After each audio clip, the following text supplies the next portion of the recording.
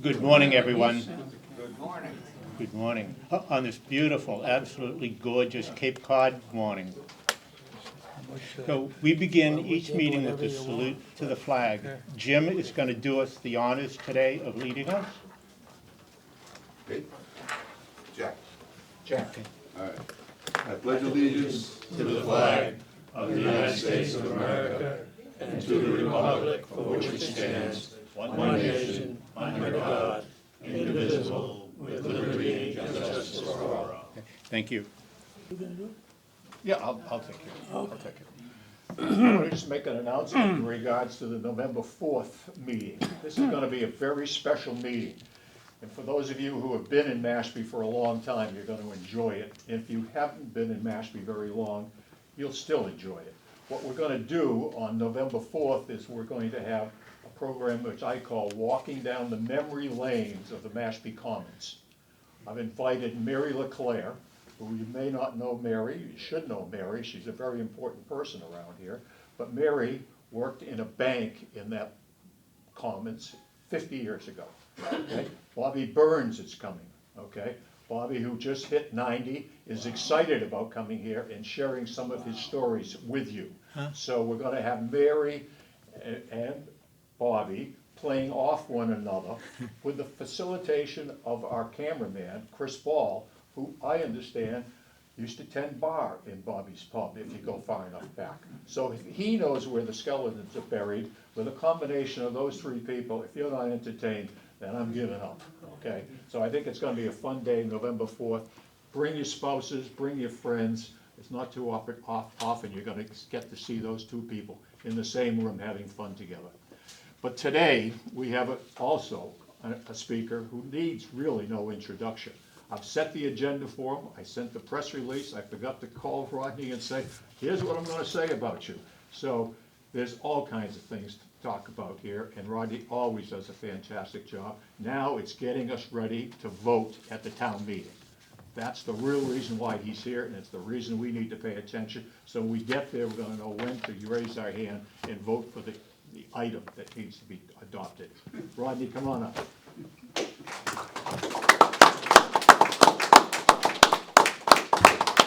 He may want to come and sit here. I can sit right there. Can I clip this in You your may. pocket? Rodney, Move the bag. You can sit here. Okay, thank you.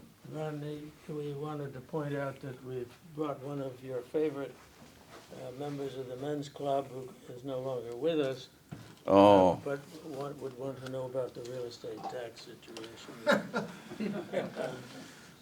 well, it's nice that you put that there. How is everyone?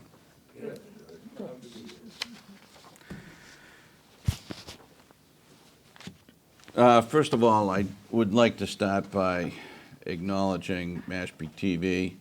Sometimes we take for granted the fact that they put all of this information up online for us. They're there for the primary meetings, whether it be the select board, the planning board, and some other committees or commissions.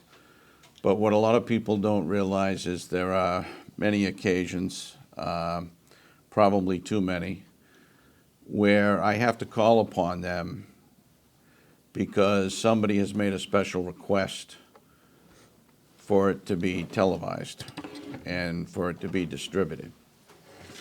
And myself, or it's usually my assistant Wayne Taylor, who's sitting in the back, who ends up calling Chris Ball. And I got to tell you, we've never heard no. And for the sake of public service, for the sake of disseminating information to the general public, which is what it's really all about, they do a terrific job, and sometimes they don't get the kudos or the thanks or the appreciation that they deserve. They are taken for granted. So I just want to give a quick salute and applause to MTV and Chris Ball and his staff. And genuinely heartfelt appreciation there. As you know, I'm the town manager, and just a little quick, brief start here to my capacity. The town manager by charter is the chief administrative officer of the town. The select board is the executive body. 5 members, and the legislative body are some of the folks that are sitting here in this room, town meeting. We have 2 town meetings, one in May, one in October. Generally, and I say generally because it's not always, the financial issues are going to be addressed in May. The general bylaws or the zoning bylaws or similar issues are going to be addressed in October. We have 2 town meetings, one in May, one in October, regularly scheduled. However, there can be a special town meeting called, and we haven't had one of those in how long, Wayne? I don't ever recall one. Since the water district issue. Since the water district. That's a few years ago. So when you go to the May town meeting and you adopt can everybody hear me? Can you hear me okay? Okay. If you can't, then just raise your hand and I'll either use the mic or speak a little louder. When you go to the May town meeting, you're generally going to vote for a budget that takes effect the following July. Our fiscal year, unlike the federal government, which goes, as we've all heard recently, from October 1st to September 30th, our budget is not calendar year, it's July 1st to June 30th. That's our fiscal year. And unlike the feds, we cannot deficit spend. We have to have a balanced budget. I knew that would draw some chuckles. So anyway, there are a few financial issues facing the town. I'm going to get into them in just a moment. What has recently occurred that is hot off the press, as they say? As I trust you know, the town has approved by 2/3 vote at town meeting previously and by ballot a new police station. Where is it going to be built? Directly behind the one that's existing. And when the new police station is built and in place, the old one in front is going to be demolished and it's going to be reconfigured. Obviously, another big issue and challenge facing the town is wastewater. Phase 1 has been approved, Phase 2 has been approved, and they are a work in progress. And I'm going to get into another option that voters will face in October. Before I get into that, the Route 151 project continues. I know that's a major project. And those, for the most part, are the big challenges facing the town. The other thing that comes along every 3 years that I'm dealing with now is collective bargaining. Every 3 years, we sit down with each union in town and we negotiate wages, benefits, job conditions. And that is consistent with our statutory obligation under 150E. So once the collective bargaining agreement is tentatively set, it goes to the select board on the town side for ratification, and then for funding purposes, it goes to the town. And on the union side, the bargaining committee brings it to the entire body of whatever union it is, and they vote to ratify. And assuming both sides ratify, we have an agreement for the next 3 years. Currently, we have no contract that has expired. There's nobody that's working in the town of Mashpee without a contract, or I should say, without a personal service agreement, such as myself, because obviously I'm not in a union. And then the third group of folks would be some of your department heads and assistant department heads who are not union. They are part of what is referred to as PAP, the Personnel Administration Plan, which is adopted by the Select Board. So that's my little brief introduction. Maybe I was too long. I'm sorry if I was too long-winded. But I did want to touch base on the upcoming warrant articles for this town meeting, which will be held on Monday, October 20th. So Article 1 is a real simple one. It's just about taking care of previous fiscal year unpaid bills. That's like a housekeeping item. Number 2, Article number 2, is establishing a special education reserve fund. And I'm going to be very brief in trying to describe this. Essentially, and I don't want to speak for the school committee or for our new superintendent, but essentially what happens is in special education, it's very difficult to determine the precise amount that is needed, because sometimes if a student transfers from one school to the other and we have to pick up those costs and it wasn't budgeted, and you have to keep in mind, we are budgeting for July of '26 in September of '25. So you got to keep that in mind. So this, in essence, would provide a safety net, and it's going to require a two-pronged process in order to be approved. It requires not only the school committee, but also the select board in order to do this. But in summary, it's going to provide them with a reserve fund, which would be revolving, correct, Wayne? Yes, sir, but it also has selectmen and school committee approval to Yeah. expend it. And the balance in the reserve fund shall not exceed 2% of the annual net school spending established for that district. Article 3 is CPC funding. That usually comes every town meeting. Article 4, I'm going. CPC?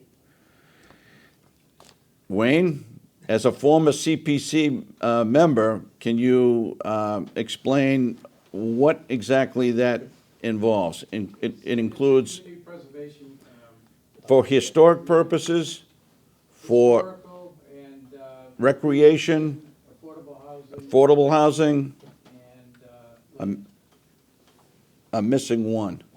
land. Yes. And there's 10% that's put aside for each one of those purposes. And then there is a reserve account that's set up that can be used for any of those purposes going forward. I knew I was going to miss one. Wayne was a CPC member. How many years ago? I don't know. Ran out of fingers. Article 4, I'm going to get back to in just a second, because that's the one that everybody's talking about. Article 5 is a transfer of ambulance receipts for equipment to activate an existing ambulance. We've had 3 ambulances, and now we're going to have 4. And when I say we have 4, if one goes down because of mechanical issues or whatever, we will always have 3 going. Believe it or not, there are times, particularly in the summertime, when we may have 3 going all at once, especially if you have a motor vehicle accident with multiple injuries. So the fire department will have 2 ambulances at Station 1, which is right over here, and they'll have 2 at, I believe, 2 at Station 2. Yes, sir. And they'll all be equipped and ready to go. In the past, we've only had 3, and one of them was essentially kept for parts, but we didn't have it properly equipped. This is intended to make sure that we have 4 active. And if you're wondering, well, why are we doing that? It's driven by calls for service, it's driven by need, and it's being paid for through ambulance receipts. We do receive payment, whether it be from the person or from the insurance company, for the transport, and that's what's paying for this equipment. Where's Station 2? Station 2 is down at Red Brook Road in the south end. No, I know, thanks. Yep.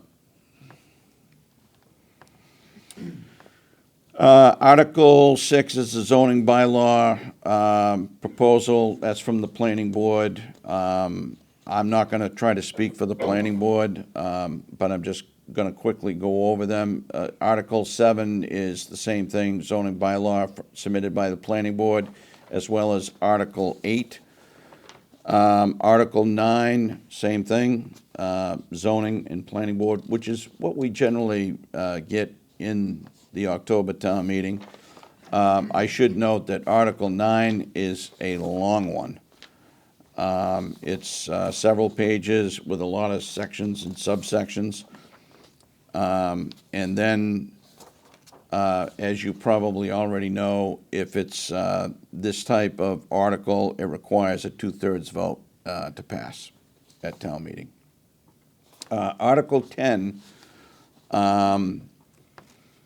you may be interested in. It's a noise bylaw, and it was submitted by the Board of Health. And there's been some interest in this, so I'm just going to touch base on this a little bit to see if the town will vote to amend the general bylaws as follows. Excessive or unusual noises by adding the following subsections. Construction, demolition, and commercial landscaping activity are allowed to operate any tools or equipment used in construction, blah, blah, blah, blah, blah, between the hours of 7 a.m. and 7 p.m. on weekdays, 8 a.m. and 7 p.m. On any other day. Any person violating this subsection may be punished by a fine of $50 for each offense. What we have had in the past is if somebody was playing music or some similar device, they were subject to an unreasonable noise bylaw. This expands it to the operation of certain equipment from certain hours. And what triggered this? We were getting a lot of complaints from citizens that, quite frankly, felt that people were taking advantage of respecting other people's peace and quiet during reasonable hours, particularly if some folks live near a golf course. And I'm not picking on the golf clubs, or the golf courses, I should say. But they did, in fact, generate some complaints. So there was an attempt in the past to address this, and it did fail, but this is coming before the town again in a noise bylaw. There's also an Article 11 regarding rental property regulations through the Board of Health. Article 12 involves a charter change. Nothing significant in terms of the charter change. I don't want to say it's housekeeping issues, but there are some procedural steps regarding the submission of the budget and oaths of office, and I know that there is also a preamble, as well as the budget message itself, which is prepared by the town manager. The purpose of obviously getting it distributed is to make sure the public is duly informed. We've included, assuming that we don't have an electrical malfunction with no backup, we're going to be inclusive of getting things up on the website in addition to a newspaper. For those of you who do not have any home computer, you're still going to have access to the budget. What we are trying to do is limit what we print in the newspaper because of the cost. And what we're trying to do is say, if you are relying on the newspaper, you would be able to get some information through the newspaper in order to go to town hall, and we will provide you with a copy of everything that you would typically get in the newspaper.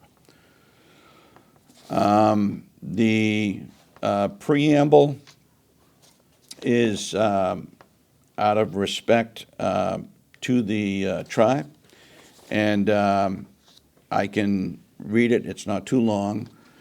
We, the people of the town of Mashpee in the Commonwealth of Massachusetts, in recognition of the rich historical tapestry that has interwoven the town of Mashpee into the community it is today, and in order to assure the effectiveness of town government, facilitate the delivery of services, maintain our high quality of life, preserve and protect our environment, prepare for future growth, and encourage public participation in municipal affairs, all in accord with the Home Rule Amendment of the Constitution of the Commonwealth, do ordain and amend this Home Rule Charter for the town of Mashpee. And as we embark on this amendment to our charter, we do so with the utmost respect for the past and deep sense of responsibility toward an equitable future. We pay tribute to the resilience of the Mashpee Wampanoag tribe and all those who have called this land home throughout the ages.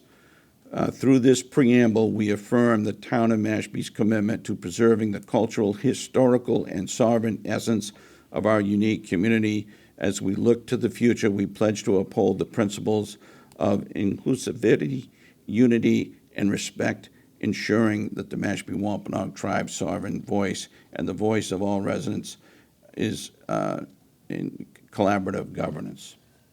So it was out of respect to Native Americans. There was a lot of discussion at the Charter Review Committee, which I happen to sit on, and this was what we ended up with, and we felt, out of respect to the tribe, it was appropriate, and it was passed unanimously. So now it goes before town meeting. I would also add that there's a final article that is a petitioned article. And it doesn't take many votes to get to the petition article. I think it's 10, but this is a road layout for Godfrey Road and Barbary Circle. So going back to Article 4, which there's been a lot of discussion about. Has everybody heard about Article 4? Nobody knows what I'm talking about. Yeah, missing water, right? The Right. signs are everywhere. Yeah, the signs are everywhere. So let me give you the quick explanation, and then I'll elaborate. In the explanation on Article 4, this article would provide funding to construct a remote wastewater collection, treatment, and recharge facility north of Mashpee-Wakeby Ponds to remove nitrogen from the Pompanesett watershed, improving water quality in Pompanesett Bay. Additionally, this facility will remove phosphorus to help the health of the ponds. The town requested and Mass DEP approved inclusion of this project in Mass DEP's 2025 intended use plan for a zero-interest state revolving loan. It was passed by the Select Board 5-0, passed by a vote of the Finance Committee 5-0. So what is the price? The price is $25,900,000 pursuant to Chapter 44, Section 7 or 8 of General Laws. It will require a two-thirds vote at town meeting, and it will require a majority vote at the ballot. So why is this particular plan going forward? My brief synopsis is it's going forward because the town recognized that we needed to do something with Mashpee Wakeby. The condition of the pond and the condition of that area is something that we became extremely concerned about. As I trust everybody knows, we have been dealing with the water quality challenges for a number of years. The town has essentially focused on this starting back in 2015. We were focused on it prior to that, but when this plan was developed to actually do something about it, we took a multi-faceted approach from stormwater to shellfish to sewering, and there were many, many different components. We were hoping at one point that maybe there would be limited phases instead of all 5 phases, which was in the original plan. As we got moving along and we started to get the reports, the status reports or the progress reports of what the conditions were, the focus shifted to the ponds. And I know I've got a sewer commissioner sitting here who I always enjoy seeing. And he can probably get into the specificity better than I can. But what I can tell you is we felt that this was a priority not just because of the nitrogen, but because of the phosphorus. And that's what needed to be addressed on that side of town. So therefore, after consultation with the wastewater superintendent, after consultation with our engineers, who know a hell of a lot more on the subject matter than I do, we decided that these plans, these proposals needed to be brought before the bodies, the public bodies that would make the ultimate decision. It was brought before the Sewer Commission, it was brought before the Select Board, and I believe, and you can correct me if I'm wrong, Article 4 was unanimously approved or recommended for passage at town meeting. So nobody likes to hear that we're spending a lot of money. Nobody wants to hear that we're spending millions of dollars. And I want to be responsible with any Mashpee residents' taxpayers' dollars. And I understand that we've got to be conservative for the purposes of spending, and we also need to be responsible. But at the same time, part of that responsibility is making sure that you are educated and informed relative to the urgency of cleaning up some of these matters. Because if we ignore them for too long, then I'm concerned, as we sit here, that generations from now, they're going to look at us and frown and say, why didn't they do something? And I know I'm going to be long gone, but I don't want people saying should have, could have, but they didn't.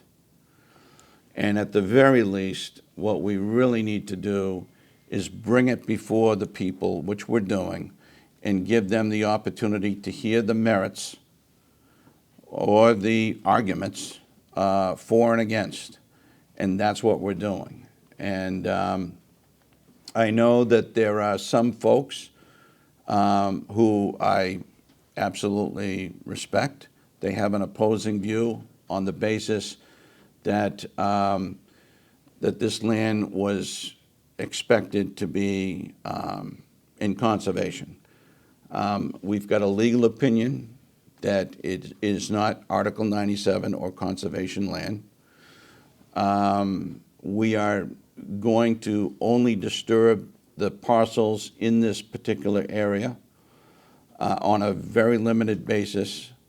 Our intent is not to take 26 acres in clear cut. Our intent is to just disturb 3-4 acres, if that, and our intent is to build a facility that will be functional for the town of Mashpee in that area and will truly have a positive impact on Mashpee-Wakeby, which is in a real rough condition at this particular time. There are currently, Wayne, 2 more workshops scheduled? Yes, sir. So we've got public engagement workshops. We've had 2. We've got 2 more planned. I think the next one is Thursday, this Thursday. So you are more than welcome to attend if you want to get updated. But if you miss it, you didn't really miss it, because you can go to MTV. It's all right there on YouTube. And there are a lot of questions being asked. There are a lot of answers being provided. Certainly, I'm not the expert when it comes to the engineering and all of the ins and outs. But GHD, our consultant, the wastewater superintendent, have all been there. The water quality coordinator's been there. The health agent's been there, and a few others have been there. And we've had a lot of questions, and we've tried to answer them to the best of our ability. I've talked long enough. I'm going to try to turn it over to some questions. Mr. Collins, I'd just like to interject that on Thursday, it's not at Town Hall, the workshop, it's at the library. It will not be broadcast live because we don't have a facility there, but we will be taping it, and by the end of the day on Friday, we'll have it out. That is an excellent point. Now I'm glad I really gave him kudos, because he bailed me out on that. It is not at Town Hall on Thursday. It's at the library. And Chris, correct me if I'm wrong, but I think we had to do that because of a conflict with the Conservation Commission. That is correct. Conservation had their hearings already scheduled for that room, and by open meeting laws, it's my understanding it had to be there. Yep. So we did get it. What time is that? 7 p.m. Well, that's Conservation. I think we're at 6, or No, you're at 7. You're at 7. we're at 7. Conservation's 6:30. Go with the 7 people that are positive. 7 in the library. 7 at the library. Thursday. Thursday. All right, so now getting into questions. Does this Mashpee-Wakeby Pond project, how is that related to the other sewer project, the main sewer project? It's completely different than, it's not included in phase 1 or phase 2, or? It did deviate from phase 1 through 5. It's referred to as a cluster development, but it became necessary as a result of a report that came out in, I believe, December of 2024. And I know I got a commissioner here who's really up on the subject matter. Do you want to jump in? So basically, the reason behind that plan, the town is obligated to remove so much nitrogen, okay? And if we don't, then we're all gonna be putting in IA systems all over the place. So we voted to go the central route. But in phase 3, we were also taking a look at existing sewer treatment plants and some places where it made more sense to have a cluster. I mean, if you look at where Mashpee Wakeby Pond is and where the plant is, that's a lot of pipe, and there's a lot of money in laying pipe. The other thing is that the plant was built to remove nitrogen. This new cluster is also gonna remove nitrogen, but it's also gonna remove phosphorus. Yeah. Because ponds, all that green algae That's growth, phosphorus. that's from phosphorus. So that's another reason why you want a little different plan. But it is in, to answer your question, it's in the overall plan, and it's kind of a special case situation. So is this the technology behind this? Is this a proven technology that's definitely gonna fix the Oh, yeah. phosphorus and the nitrogen This problem? is not, let's experiment type of thing. No, this is proven. So it's not something in 5 years or 10 years, we're gonna have to go back and do it again? No, No. no. No, it's No. as permanent as the other. And in terms of the cost, I realize that some people look at that and say, whoa. But if you do the analysis, especially at 0% funding, and what we're going to pay, and even what the homeowner is gonna pay to connect versus an IA system, it's cost effective to go the route that we're going. How long is the financing for? Planning on 20 or 30? 20. What's IA stand for? Innovative alternatives. Brad, you're on top of your game. I used to do that kind of stuff. And the main sewer project, there's still 5 phases to that? Well, there's 5, 2 that have been approved. In summary, the phase 1 is around the transfer station and includes a couple of the condominium developments right by the transfer station. Phase 2 kind of goes down towards Mashpee Neck. So those 2 have been approved, and we're hoping to come up to Great Neck Road north and go as far as, I think, the old Zachary's, and then come down, connect with Town Hall, and then down on Main Street. Where are the rest of the other phases? Go ahead.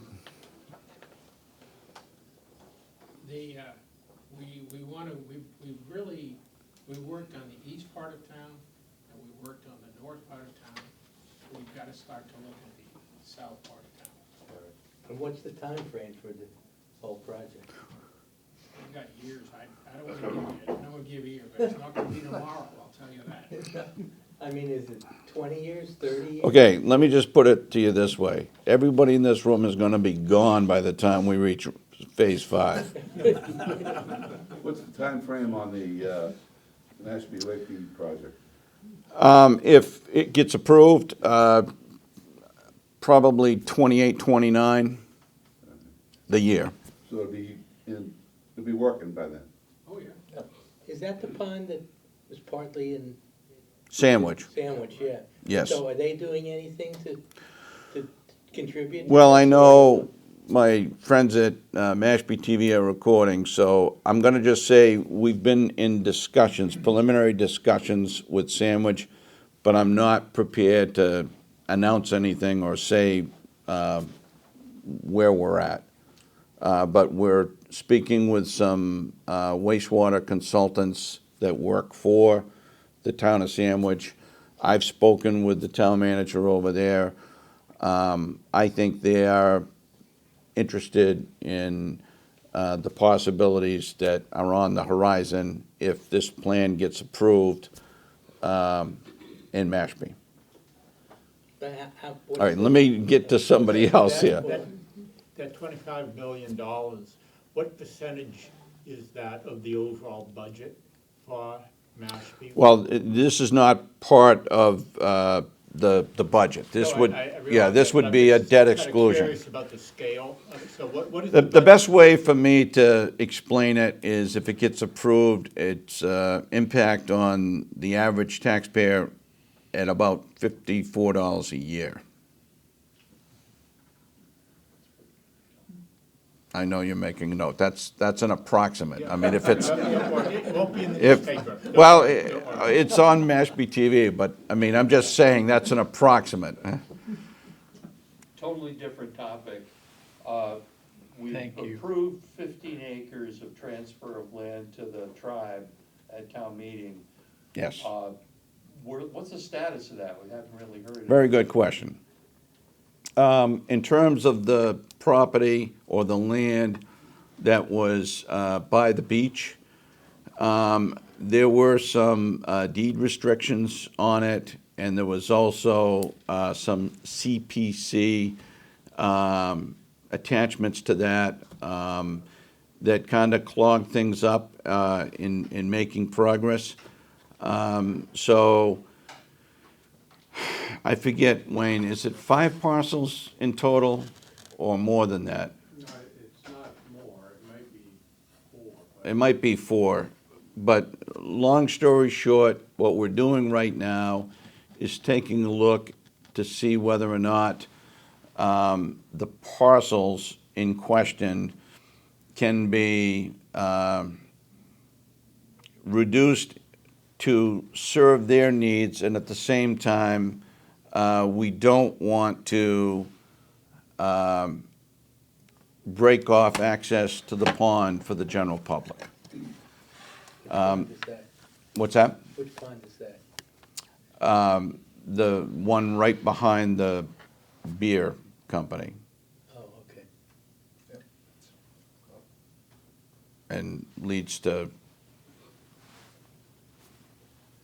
Mr. Collins, I'd just like to back up a minute with the fact that on this whole Mashpee Wakeby sewer project, we talk about $54 per estimated tax to all of us. I'm in phase 1, I've already been hit with having to hook up, which was not inexpensive. But I think the difference is, if we're talking probably $6,000 to $10,000, somebody to hook up to that system, would I be correct? What everybody has to realize is our alternative, if we don't, is we have to go to an IA system, an approximation on an IA system, 40,000. I've heard even more. I've heard upwards of 75. So Is if that you're worried correct? about money and you're in that area, boy, you wanna make sure they put in that wastewater plant.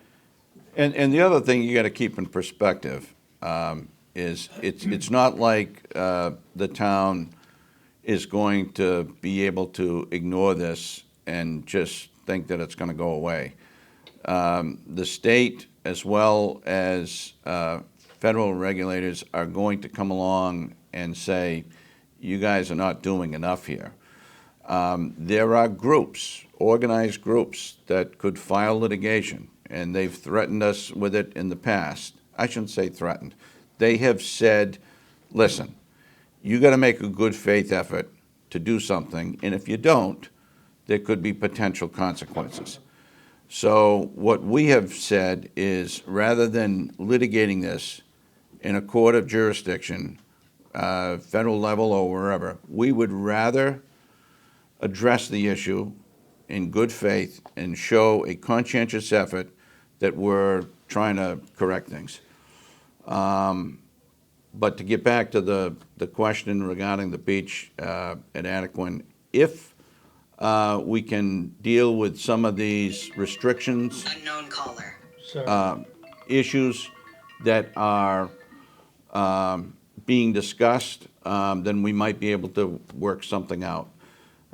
We've discussed the rental of the property versus the sale of the property, but even if there is going to be a sale, what we have to keep in mind is we still have to conform with all of our statutory obligations. So it's kind of complicated. It's been in legal both at the tribe side and the town side.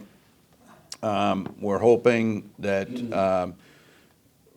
everybody can reach a compromise where everybody walks away satisfied. The only thing that the town has insisted on is that public access to the beach not be completely cut off. Thank you.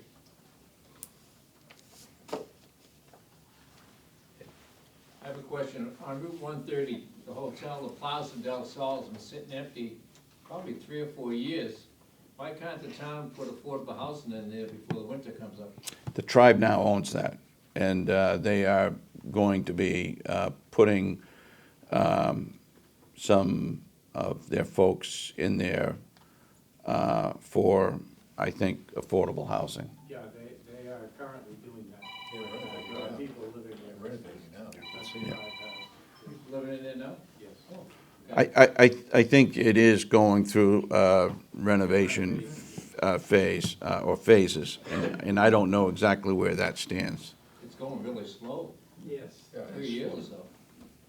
I think it might be a funding issue for them, but I don't want to speak for the tribe.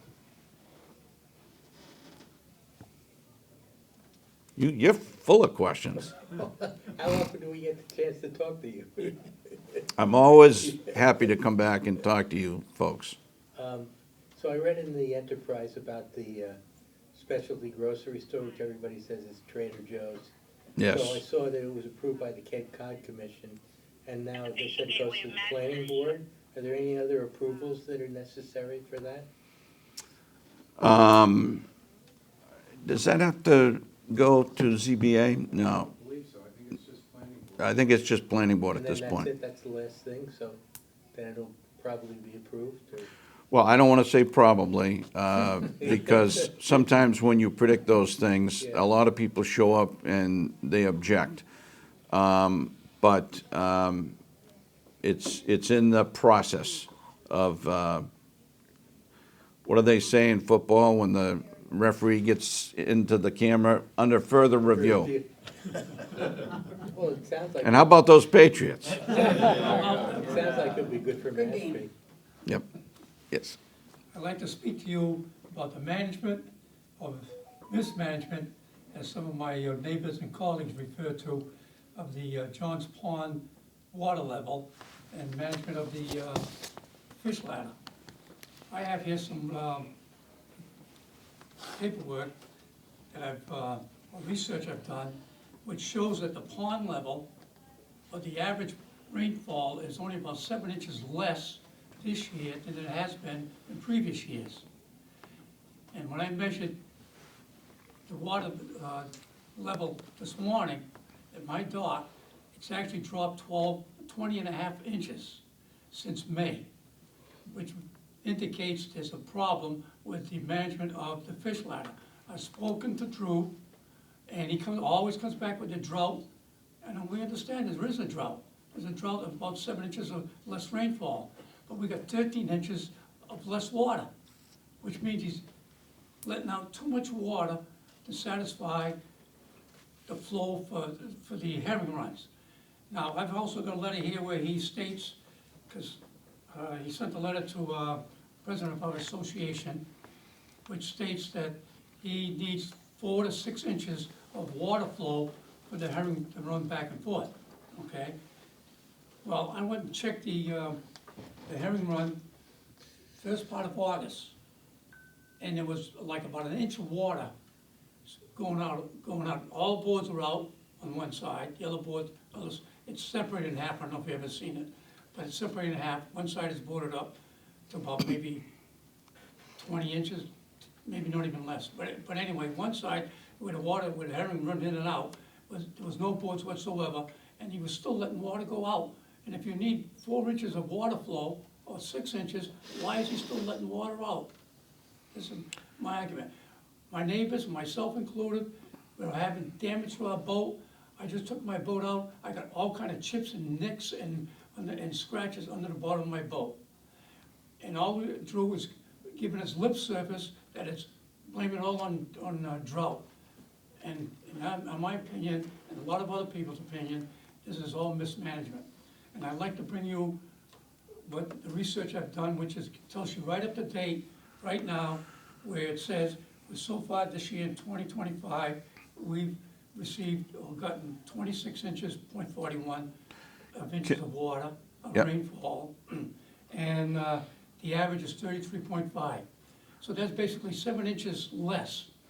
And like I So- told you, just mentioned, I've been measuring this as time goes on, we're down 20.5 inches. Okay, so let me just ask you, Yes. you may, and just put your name and phone number on there so I know how to reach you. Okay.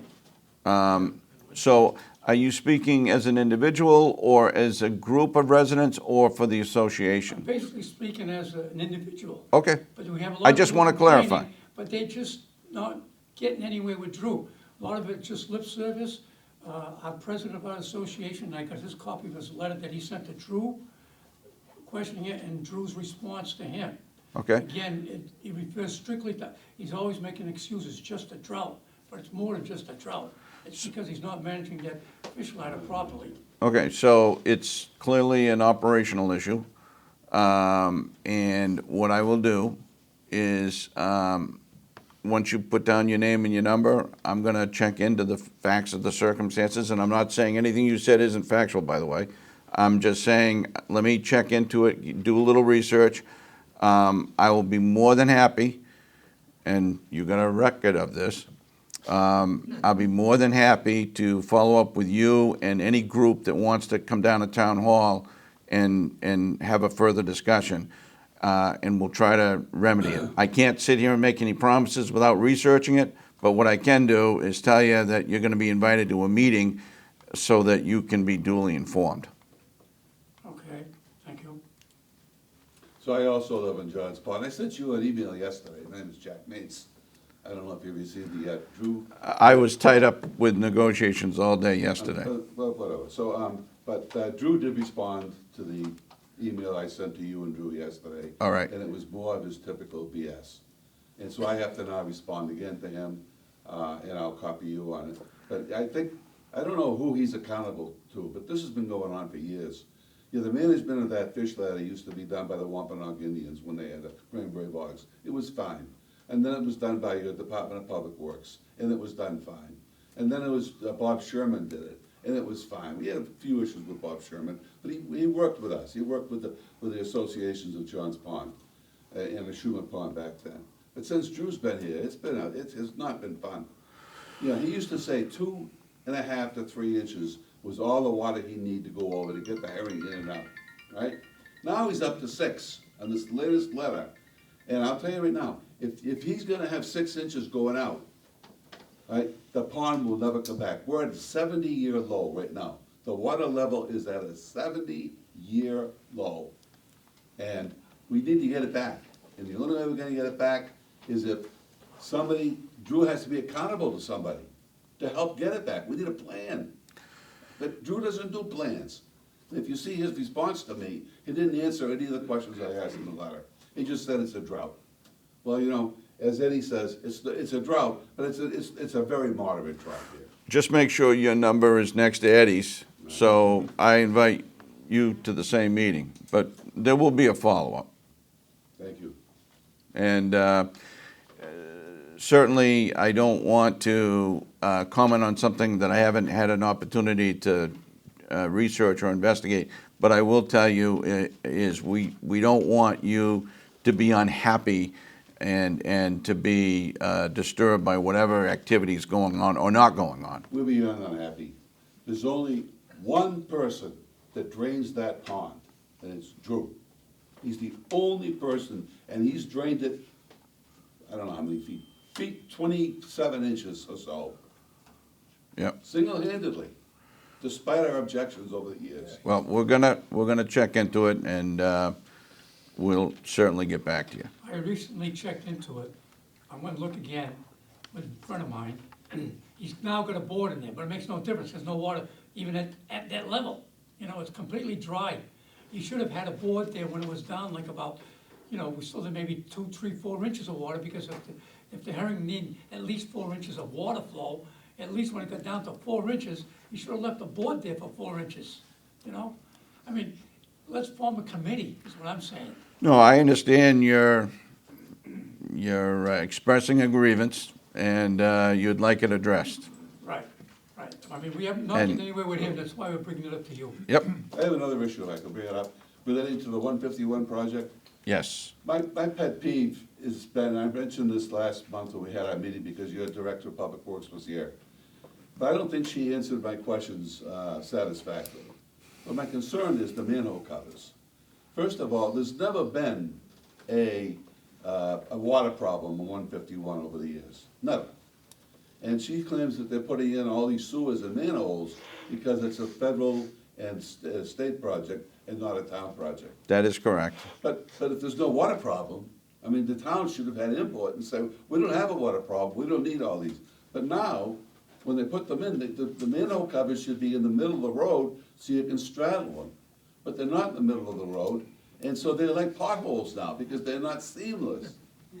So what your, I forget the woman's name that was here. Catherine Laurent. Yeah, so what she said was, we raise it as an issue, we keep raising it as an issue. We raise it, I said, well, we raise an issue. Can we go back and fix the ones that are potholes? And she said, no. I said, can we at least on phase 2 that's going in, make sure if they do the manholes, they're seamless or in the middle of the road? And her response was, we're raising it as an issue. We raise it as an issue. I mean, you raise it, you gotta fix it, you need a plan. So, I mean, I don't know if you've driven on 151, the cars are going like this, trying to miss the potholes, the manhole covers, because they're not seamless. All right, well, I know that there's some more work to be done on that project, so I'm gonna find out exactly what the timeline of the work is and the timeline of completing everything. I know that I just approved them working on the holiday, which is actually Monday. So they're gonna be out there Monday. I don't know if they're gonna be addressing your manholes. Probably not. But maybe I'll give them a call and say, hey, look, I gave you permission to work on Monday, just fix the darn potholes. Make But it seamless. yeah, I know what you're saying, and let me check into it. Who owns the road? Eddie, make sure you put down this fine gentleman's name and number. I have it. Who owns the road? Because according to what Catherine said, I think the town owns the road, but the state controls it or something. Yeah, Wayne, It's a state project. It's not a Mashpee project. It's a state. And it's through the county, what's it called?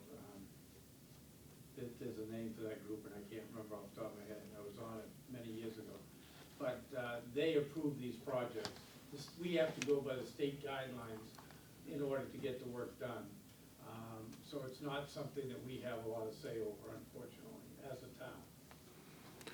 but Doesn't mean we can't ask those questions. we can certainly delve into the questions that you've raised. All right.